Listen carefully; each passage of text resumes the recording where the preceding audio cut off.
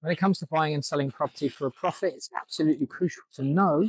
in advance of putting an offer on a property what it's actually going to be worth once you've done the refurbishment. And to do this, you'll be starting off by looking at the likes of rightmove, sold price data, net house prices, super, etc., to establish what that end value is as accurately as possible, so you know you've locked in your profit on the purchase of the property. So when you do this research, just make sure you're comparing like for like. So if you're looking at a potential comparable property, one that's going to be similar to the one you're considering buying, and the comparable property has been extended, but the one you're buying isn't, and you have no plans to extend it, then that has to be taken into account in terms of determining the certain value or higher value associated with the extended property. In order to get the size of a property, you can just go onto the EPC register for free, and you can get that size, that square foot of the property in advance, so you know whether or not you're comparing like for like. The good thing about looking at sold price data or Rightmove is you can see images of a property that's sold,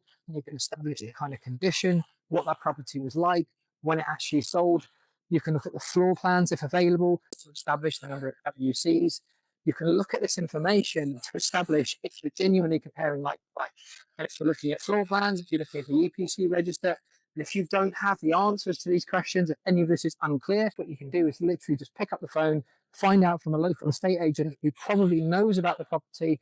condition it was in, whether that's a like-for-like comparable to one that you're considering, so you can establish this information in advance to reduce the risk and massively increase the chance of success.